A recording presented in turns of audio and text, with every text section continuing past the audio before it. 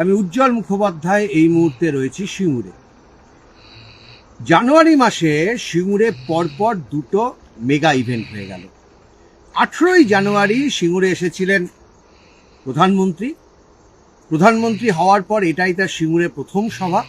ঠিক আমরা যেখানে দাঁড়িয়ে রয়েছি এখানেই প্রধানমন্ত্রী সভাকে কেন্দ্র করে এখানে কোথাও হেলিকপ্টার নেমেছিল, কোথাও এখানে সভা হয়েছিল। প্রধানমন্ত্রী এসে বেশ কিছুক্ষণ সিঙ্গুরের বুকে তিনি সভা করেন এবং ঠিক তার 10 দিন বাদে আজকে মমতা বন্দ্যোপাধ্যায় তিনিও সিঙ্গুরে সভা করতে এসেছিলেন। তবে মমতা বন্দ্যোপাধ্যায় সিঙ্গুরের এরকম কোনো প্রস্তাবিত জায়গায় না, এখান থেকে প্রায় 7 কিলোমিটার দূরে মমতা বন্দ্যোপাধ্যায় আজকে সভা করেন এবং সেখান থেকে বেশ কিছু নানা ধরনের প্রকল্প, অর্থাৎ বাড়ির প্রকল্প, গরিব মানুষদের বাড়ি দেওয়া থেকে শুরু করে একেবারে আরও রাজ্য সরকারের একগুচ্ছ প্রকল্পের তিনি ঘোষণা করেন। কিন্তু এই দুটো সভাতেই মানুষ অধীর আগ্রহে অপেক্ষা করছিলেন যে সিঙ্গুর নিয়ে প্রধানমন্ত্রী কিছু মন্তব্য করেন কিনা, অথবা মমতা বন্দ্যোপাধ্যায় আজকে সিঙ্গুর নিয়ে কোনো মন্তব্য করেন কিনা। তার কারণ এই মুহূর্তে আপনাদের একটু ছোট করে দেখাই, যেহেতু অন্ধকার হয়ে আসছে। এই যে জমিগুলো দেখতে পাচ্ছেন, এই যে দিব্যেন্দু যে জমিগুলো দেখাচ্ছে, এগুলো কিন্তু সবটাই টাটার যে প্রকল্প যেটা হওয়ার কথা ছিল, এগুলো কিন্তু সেই প্রস্তাবিত জমির একটা অংশ।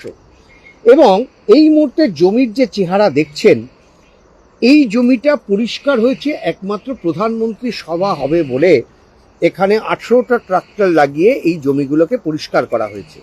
এখানে নানা ধরনের গাড়ি দাঁড়ানোর জন্য ইত্যাদি ইত্যাদি। এবং এই যে দূরে হোগলা বনগুলো দেখতে পাচ্ছেন, এটাই কিন্তু এই মুহূর্তে সিঙ্গুরের অন্তত 80% জমির চরিত্র। তার কারণ এই জমিগুলো যেগুলো নেওয়া হয়েছিল টাটাদের কারখানার জন্য, এবং পরবর্তী ক্ষেত্রে সুপ্রিম কোর্টের রায়ের পর এই জমিগুলো কৃষকদের হাতে ফেরত দেওয়া হয়েছিল। তারা ইচ্ছুক হতে পারেন, অনিচ্ছুক হতে পারেন। সেই জমির অধিকাংশতেই কিন্তু সেটা চাষযোগ্য করে তোলা সম্ভব হয়নি। তার অন্যতম কারণ প্রথমত হচ্ছে যে এই জমি, যেগুলো উর্বর কিছু জমি ছিল, অনুর্বর কিছু জমি ছিল, এই জমির নিচটাতে এত বড় বড় টাটাদের কনস্ট্রাকশন ছিল যে সেই জমিকে চাষযোগ্য করে তোলা কার্যত অসম্ভব। কৃষকরা কিছুদিন চেষ্টা করে কার্যত হাল ছেড়েছেন, কারণ এই জমিতে চাষ করা প্রায় অসম্ভব। ফলে এই মুহূর্তে গোটা জায়গার জমিগুলো, এই যে যত দূরে দেখতে পাচ্ছেন আপনি, এই কোথাও ডোবা হয়ে গেছে, কোথাও বা এই হচ্ছে জমির অবস্থা পুরোটাই হোগলা বন। আমরা যদি আরেকটু ভেতরে ঢুকে দেখাই, আপনি দেখতে পাবেন যে পুরোটা হোগলা বন হয়ে রয়েছে। সেখানে চাষাবাদ হওয়া তো দূরের কথা, হাতে জমির কাগজ রয়েছে, কিন্তু কোনটা তার জমি সেটাই এখনো পর্যন্ত কৃষক খুঁজে পান না। এটাই হচ্ছে বাস্তব পরিস্থিতি। ফলে এখন যদি আপনারা সিঙ্গুরে পা দেন, তাহলে নানা ধরনের মন্তব্য কিন্তু শুনতে পাবেন। যারা ইচ্ছুক কৃষক, যারা অনিচ্ছুক কৃষক, তারা প্রত্যেকেরই কিন্তু একটাই বক্তব্য যে শেষ পর্যন্ত জমিতে কিন্তু তারা চাষ করতে পারছেন না। তার বাস্তব কারণ হচ্ছে এখানে জলের ভয়ঙ্কর সমস্যা, জল নেই। এই যে জমিতে চাষ করতে গেলে ন্যূনতম যে জলের প্রয়োজন, কোথাও সেই জল নেই। আর কোথাও মাটিটা এতটাই অনুর্বর, নিচে একেবারে কংক্রিটের ঢালাই, সেইখানে কোনো চাষাবাদ করা সম্ভব না। ফলে এই ভেতর দিকে ঢুকলে পরে আপনারা দেখতে পাবেন যে গোটা জমিটা একেবারে হোগলা বন হয়ে পড়ে রয়েছে। আমি দু একজনের সঙ্গে কথা বলবো, আমরা যারা জমি দিয়েছিলেন অথবা যারা সেই সময় সিঙ্গুরকে ঘিরে স্বপ্ন দেখতেন। আপনি একজন ইচ্ছুক কৃষক ছিলেন, তাই তো? জমি দিয়েছিলেন? হ্যাঁ, জমি দিয়েছিলাম। কতটা জমি ছিল? আমাদের 1.5 বিঘে জমি ছিল। আচ্ছা, তারপরে কি হলো?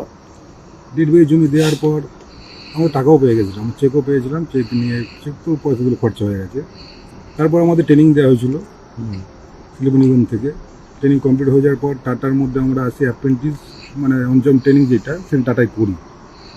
তারপর সেখান থেকে টাটায় আমরা মানে এইখানে সিঙ্গুরিতেই 6-7 মাস আমরা এখানে কাজ করি। তারপর আমরা চলে যাই পুনে।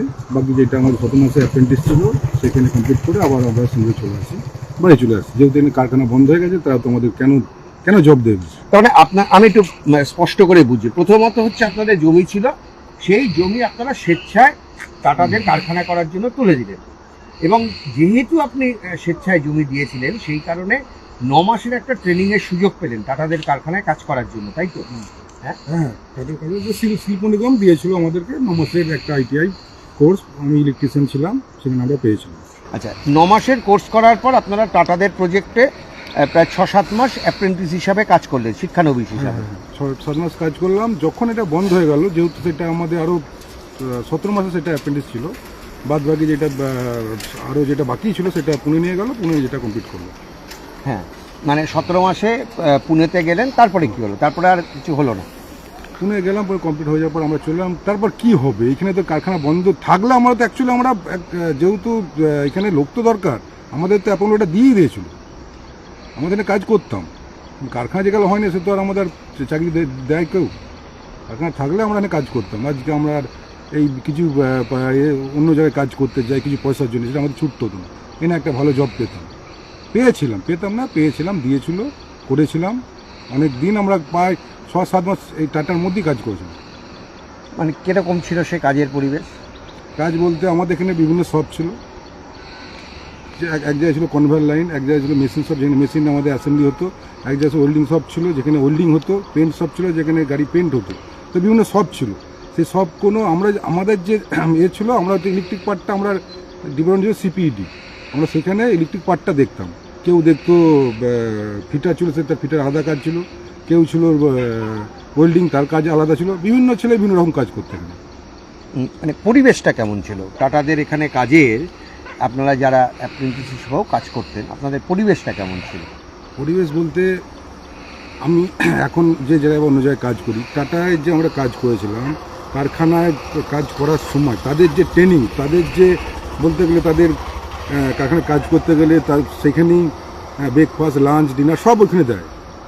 খাওয়া দাওয়া বাড়ি থেকে কোনো টিফিন আনতে হয় না, ড্রেস, জুতো সব টাটারা মানে দিয়ে থাকে। তো আমরা সব কিছু আমরা ফেসিলিটি এখানে আমরা পাচ্ছিলাম। এইখানে টাটা যে কারখানা সংগ্রহ হয়েছিল তার ফ্যাক্টরির মধ্যে আমরা সব কিছু ফেসিলিটি পাচ্ছিলাম। আপনি তো স্বপ্ন দেখেন যে আবার এখানে কারখানা হোক? স্বপ্ন, যখন একটা প্রধানমন্ত্রী যখন এখানে এসেছিল, সেটা আমাদের উপর সবার প্রধানমন্ত্রী আসছে, আমার বাড়ির লোক সবাই এসেছিল প্রধানমন্ত্রীকে দেখতে। কিন্তু যখন প্রধানমন্ত্রী তার ভাষণ কমপ্লিট করে চলে যায়, সবাই একটা মানে হতাশার মধ্যে পড়ে যায়। তারা শুনতে চেয়েছিল যে সিঙ্গুরে একটা শিল্প বা সিঙ্গুরে এই যে পরিত্যক্ত জমির উপর একটা শিল্প বা শিল্প নিয়ে কিছু বলুক, একটা মানে আশা হয়েছিল যে শিল্প নিয়ে কিছু একটা প্রধানমন্ত্রী বলে যাবে, সে তো আর বললো না। আজকে মুখ্যমন্ত্রী সভা, মুখ্যমন্ত্রী সভায় আমাদের এলাকা থেকে আমি বলছি, প্রধানমন্ত্রী সভায় যেমন আমাদের এলাকার একদম গ্রামের লোক সবাই চলে এসেছিল, মুখ্যমন্ত্রী সভায় সেরকম কেউ যায়নি।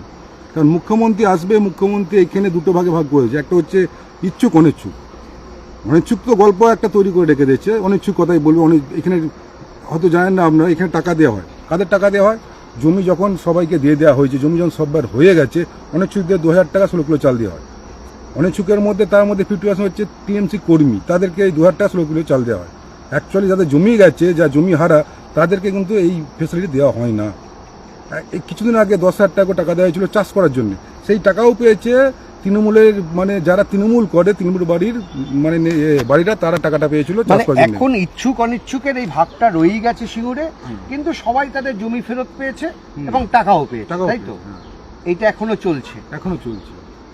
আমরা আরও একজনের সঙ্গে কথা বলবো, তিনিও এখন অন্য জায়গায় চাকরি করেন, এবং যখন এখানে সিঙ্গুরে কারখানা হচ্ছিল কি অবস্থা ছিল? তখন একটা আলাদা পরিবেশ তৈরি হয়েছিল, চারদিকে ডেভেলপমেন্ট শুরু হয়েছিল।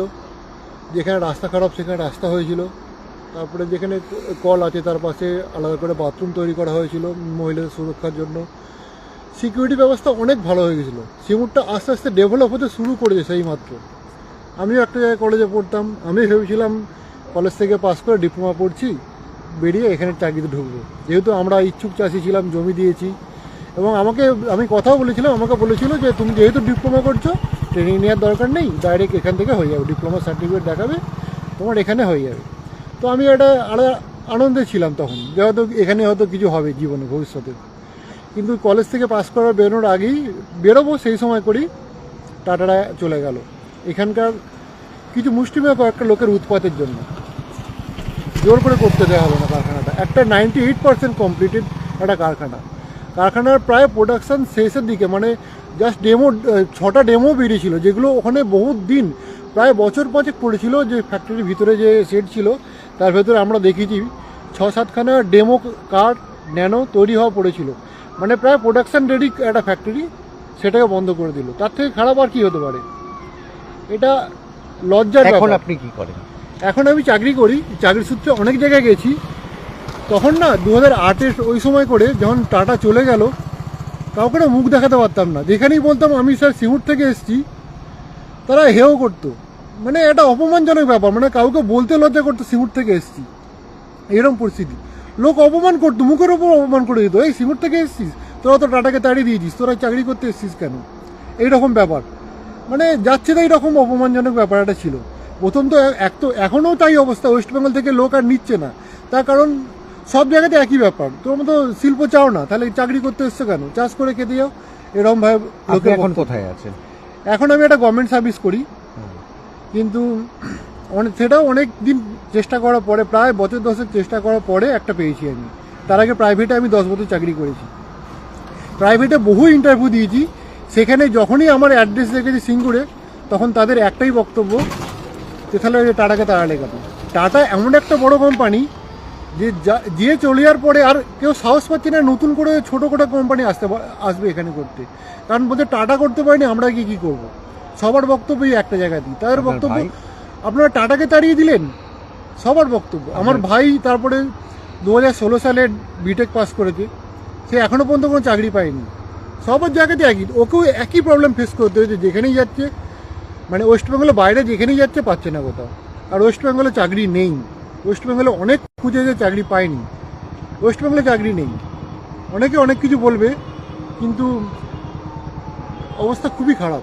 সেই সময় আন্দোলনের জেরে হয়তো দাবি দাওয়া যাই থাক না কেন, সেই সময় যারা আন্দোলনের নেতৃত্ব দিয়েছিলেন, যে সমস্ত কৃষকরা যারা দিনের পর দিন রাস্তা অবরোধ করে বসেছিলেন, সিঙ্গুরে কারখানা করতে দেওয়া হবে না, জমি ফেরত দিতে হবে, সেই কৃষকরাও কিন্তু এখন মুখ ঢেকে বলেন যে সিঙ্গুরে কারখানা হলে তার বাড়ির যুবকটা কাজ পেত, তার নাতি নাতনি হয়তো এখানে কাজ করতে পারত।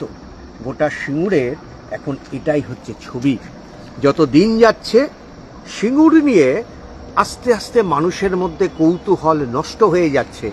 সাধারণ মানুষজন এখন আর সিঙ্গুর নিয়ে কথা বলেন না, কারণ তারা জানেন যে সিঙ্গুরে এই মুহূর্তে কিছু করা কার্যত কঠিন। এখানে কৃষকরা তার জমি ফেরত পেলেও আদৌ কি চাষ করতে পারবেন? এখানে যে ভদ্রলোক কথাটা বলছিলেন যে কোনো ছোটোখাটো শিল্পপতি এখানে কি শিল্প করতে আসবেন, যেখানে টাটারা শিল্পের 95-97% কাজ শেষ করার পর তাদেরকে ফিরে যেতে হয়েছিল? নাকি এই সিঙ্গুর এই অবস্থায় পড়ে থাকবে, আর শুধু নির্বাচন আসলে, ভোট আসলে মাঝে মধ্যে আলাপ আলোচনায়, তর্কে বিতর্কে, ঝগড়া ঝাঁটিতে, স্লোগানে উঠে আসবে সিঙ্গুরের কথা? সিঙ্গুরের মানুষ এখন আর মুখ খুলতে চান না। সিঙ্গুরের মানুষ কথা বলতে বলতে ক্লান্ত। তারা ভেবেছিলেন শেষ পর্যন্ত হয়তো একটা কোনো সুরাহা হবে, 2000 টাকা মাসে ভাতা আর কিছু চাল, এটা সম্বল করে কিছু লোক এখনো আছেন। কিন্তু অধিকাংশ মানুষের দাবি সিঙ্গুরে অন্তত একটা কারখানা হোক। কিন্তু কে করবেন কারখানা? কারা করবেন কারখানা? কারা এগিয়ে আসবেন? আদৌ তারা এগিয়ে আসতে রাজি হবেন তো? এটাই এই মুহূর্তে সিঙ্গুরে সবচাইতে বড় প্রশ্ন। আমার সঙ্গে দিব্যেন্দু সিংহা ছিলেন। আমি এবং দিব্যেন্দু সিঙ্গুরে এসেছিলাম আজকে মমতা বন্দ্যোপাধ্যায়ের সভা করতে, এবং তারপরে কৃষকদের কাছে এসেছিলাম তাদের বার্তা শোনার জন্য, তাদের বক্তব্য শোনার জন্য। যে বক্তব্য আমরা কৃষকদের কাছ থেকে পেয়েছি, সেই বক্তব্যের একটা নির্যাস আমরা আপনাদের সামনে তুলে ধরলাম। এবিপি আনন্দ, এগিয়ে থাকে, এগিয়ে রাখে।